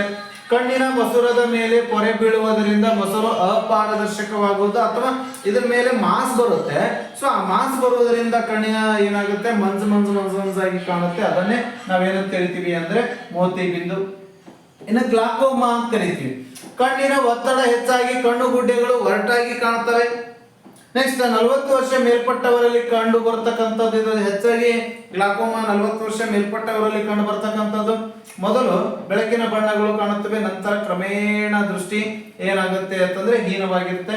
ಇನ್ನ ನಿಶಬ್ದತೆ ಅಥವಾ ನಿಕ್ಟೋಲೋಫಿಯಾ ಅನ್ನೋದು ಯಾವುದಕ್ಕೆ ಸಂಬಂಧಪಟ್ಟಿದೆ ಅಂದ್ರೆ ಕಣ್ಣಿನ ದೋಷಕ್ಕೆ ಸಂಬಂಧಪಟ್ಟಿದೆ. ಇದನ್ನು ಇರುಳು ಗುರುಳುತನ ಅಂತೇಳಿ ಕರೀತಾರೆ. ಅಂದ್ರೆ ಎ ವಿಟಮಿನ್ ಕೊರತೆಯಿಂದ ಈ ಒಂದು ದೋಷ ಕಂಡು ಬರುತ್ತೆ. ಸೊ ಇಷ್ಟು ಏನಂತ ಕರಿತೀವಿ ಅಂತಂದ್ರೆ ಈ ಒಂದು ಜ್ಞಾನೇಂದ್ರಿಯಗಳ ಭಾಗದಲ್ಲಿ ಬಹುತೇಕವಾಗಿರ್ತಕ್ಕಂಥ ಎಲ್ಲ ಪಾಯಿಂಟ್ ಅನ್ನ ನಾವು ಏನ್ ಮಾಡಿದೀವಿ ಅಂತಂದ್ರೆ ಚರ್ಚೆ ಮಾಡಿದೀವಿ. ಇನ್ನು ಮುಂದಿನ ಒಂದು ವಿಡಿಯೋ ಕ್ಲಾಸ್ ಅಲ್ಲಿ ಇದಕ್ಕೆ ಸಂಬಂಧಪಟ್ಟಿರ್ತಕ್ಕಂಥ ಯಾವ್ಯಾವ ತರವಾಗಿ ನಮ್ಮಲ್ಲಿ ಈ KPSC ಥ್ರೂ ಪ್ರಶ್ನೆಗಳು ಬಂದಿದ್ದಾವೆ ಅನ್ನೋದನ್ನ ಚರ್ಚೆ ಮಾಡೋಣ ಅಂತ ಹೇಳ್ತಾ ಈ ಕ್ಲಾಸ್ ಅನ್ನ ಮುಗಿಸ್ತಾ ಇದ್ದೀನಿ. ಎಲ್ಲರಿಗೂ ಆಲ್ ದಿ ಬೆಸ್ಟ್.